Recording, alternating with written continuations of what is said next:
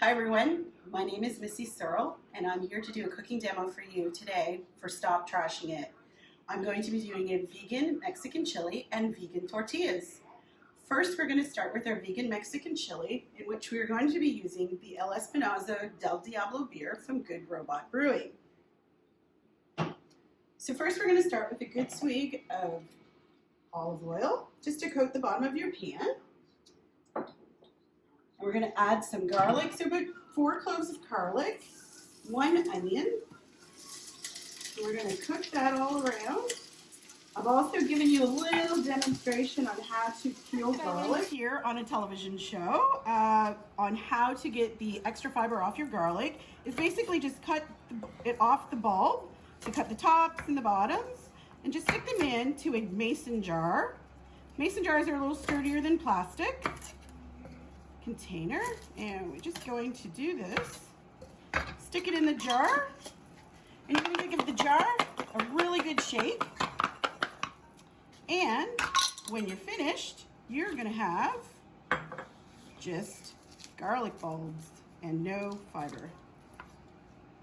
So while we have the garlic and the onion cooking together, we're going to let that cook for about 3 minutes till the garlic and the onion gets a little more translucent. I like to use a nice cast iron pot for this. Okay.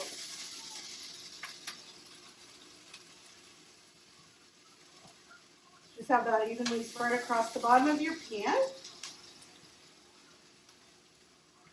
So in your vegan chili, I like you to have about a half a cup of green peppers, so about half of a green pepper, half a cup of red peppers, and half a cup of yellow peppers.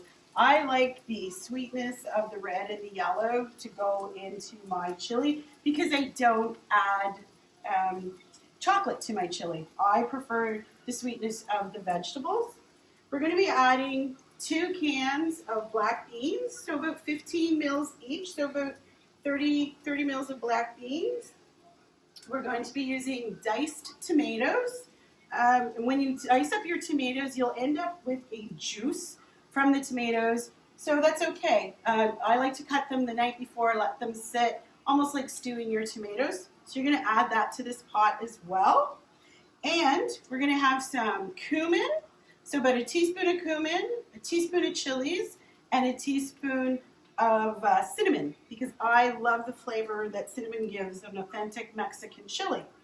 So our onions and our chili and garlic, is almost all nice and translucent in here. So I'm going to add the peppers in. So like I said, you're going to add about a half a cup, half of a pepper. Add that in here. And they're going to cook down with the onion and the garlic. So lots of vegetables left over for other things like tortillas. You can mix that with black bean or corn and make a little salsa. You can even add some mango to that and sweeten it up a little. This is smelling really good right now with just the garlic and the onion.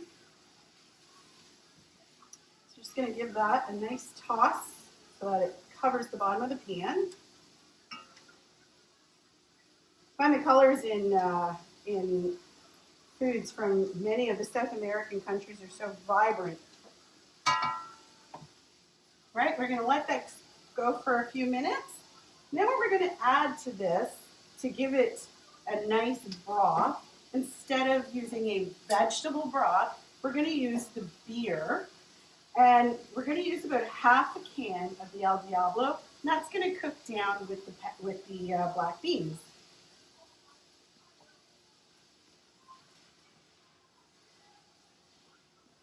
Okay, the vegetables are really cooking up here. So as these are cooking, I'm going to add in the seasoning. So again, your cumin, your red peppers, and your cinnamon. And of course, that's added to the garlic and onion and the peppers. Oh my gosh, that smells so good. I like using cinnamon in a lot of my foods that I cook from Mexico. I use it in my vegetable enchiladas. I use it in my tacos. Really, really good. And the way the cinnamon cooks through tofu is quite amazing as well. Okay, we're just going to add a little more heat. So I started on low heat so that I didn't burn my garlic and my onions. Just cooking that down.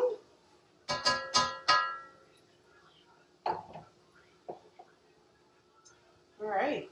So this recipe specifically called for a Mexican lager, and we're really fortunate here in Halifax to have Good Robot, who actually brews a great Mexican lager. And it even has limes and jalapenos in it, so I don't have to really worry about adding any extra jalapenos to this chili. So I'm going to add that. So of course the can's already been opened, because you know I had to have a little taste to make sure it was a good one. It's one of my favorite. Oh my goodness! So you just kind of smell that beer now. Stir that in there with the vegetables. So like I said, this is your plate replacement of the vegetable broth. You're going to use the beer. So now we're going to take our can of black beans. And we're also going to add those to our vegetables.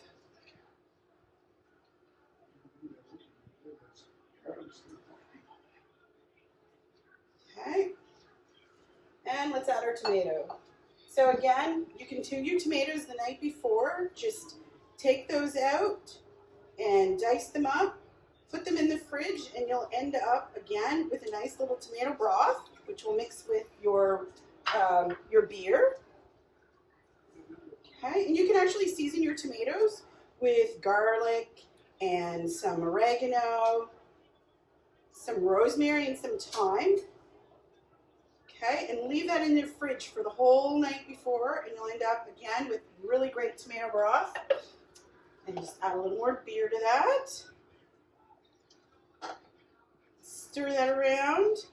Now, what I like to do with this is sometimes to bake it in the oven and just let it simmer on about 250 all night and all day. So it's nice and low, and you're not.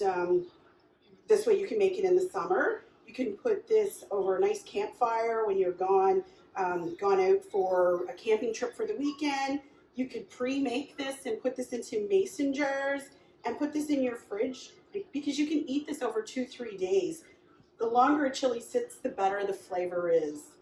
As well, if you have great containers for freezing, you can freeze this, and this will last up to 3 months in your freezer. So just little tips on, extending how long you can actually have this great big potted chili. So even if you're a 1-person, 2-person home, this will last you for a really, really long time. And as I said, your previously cut vegetables, you can add black beans and corn and some onions and garlic too, and make a really great salsa. So we're gonna let this cook. We're gonna make some tortillas to have as well. So while you're waiting for this to finish cooking, so cameraman wants to come over a little closer so you can have a look in the pot.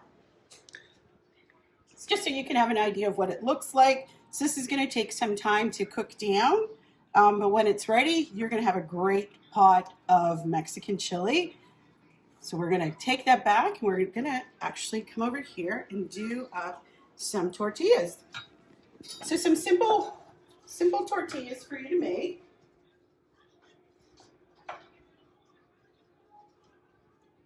And you can make these even with children, so it's not too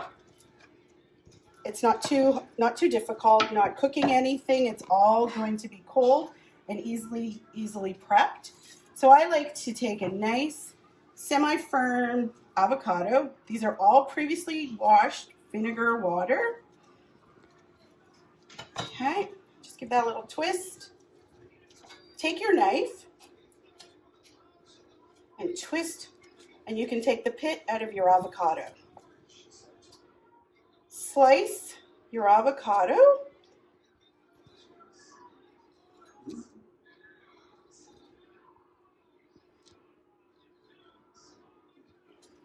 And you could just peel that off and you have all your slices for your avocado.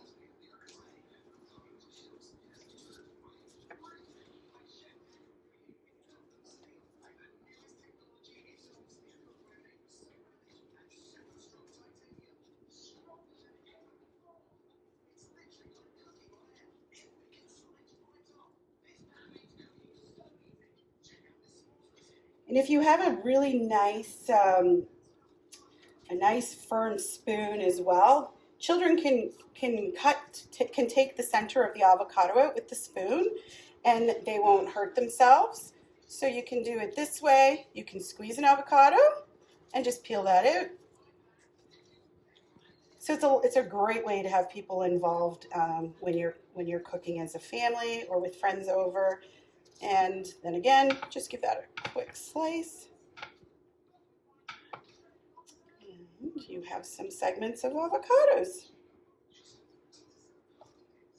All right. So really, really simple, quick, easy avocados. All right, I am going to, yeah, there it is. So we have all of the peppers left over. So you have those as well. But like I said, we could use those with black beans and corn. So again, use my handy dandy tip of using a mason jar to put those away. So we're going to slice up some green pepper here.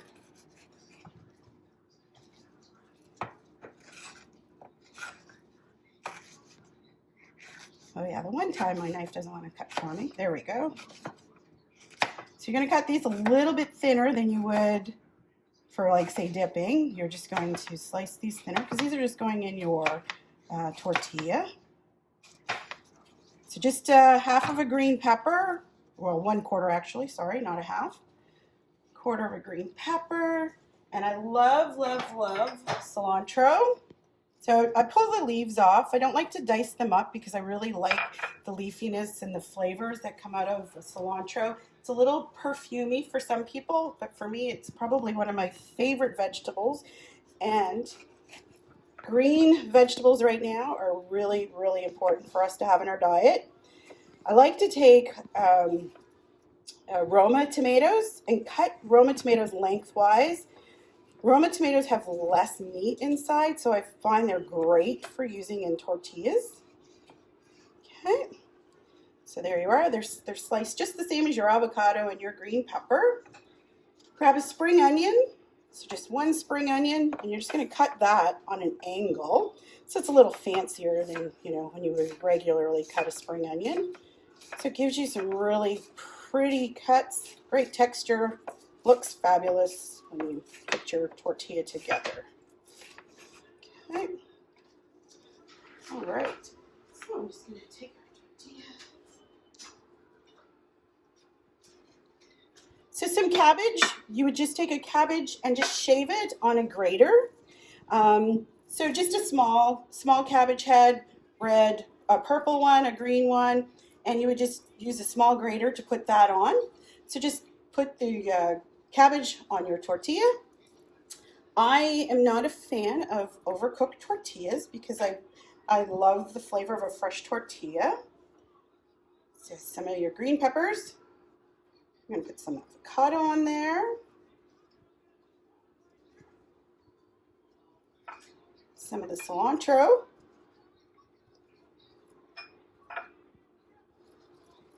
Some of your tomato. So like this is a great little snack in the afternoon, especially in the summertime. It's really hot and stuffy out. So we're going to So we have lime. So we're just going to take our lime. We're going to squeeze that juice over your tortilla. It also prevents your avocado from browning, especially if these are maybe something that you want to make maybe a half an hour before you eat. So you take a half of a lime, the juice from the half of a lime, and I like to use this really great cane sugar that I get from the Earth Market, and you just spread that on top of the cane sugar. on top of the lime, sorry. So it's just a little bit, so it's just the sweet with the acidic really gives a great flavor, especially with the really great earthy tones of the cilantro, mixing those together. All right, so there is a really simple tortilla that you can make with your family and your friends, and that's it. So let's look back here at the chili. So this is going great. The beer is cooking off. The flavors, oh, it smells, oh, you can smell the cinnamon here. It smells so good. If you want it to be a little more spicier, you can add a little spice with some hot sauce. So we have two teaspoons here. Not too much spice, but I know that there's no other reason to call it chili if you don't want it to have a little bit of a kick. Okay. Oh, that looks fabulous. Like I said, the colors of food from South America are just absolutely amazing, and a lot of the Caribbean as well. The reds, the yellows, the greens. It's going to add a touch of pepper. Not too much. And a touch of salt. And I like a nice pink Himalayan, so not too much. We're just going to bring that down, let that simmer, and she's ready to serve. So you have your tortilla and your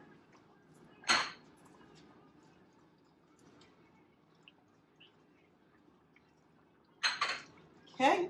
Thank you, Daniel, for continuing to record that for me.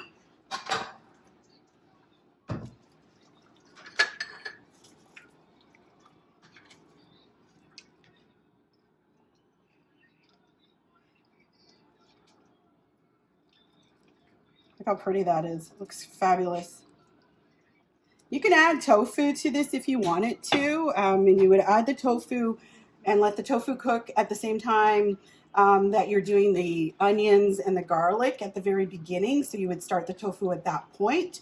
But I find the tofu would soak up a lot of the beer and the tomato sauce. So sometimes just leave it with the black bean. But again, if you like that, I like to have that flavoring as well in your food, feel free to add the tofu as well.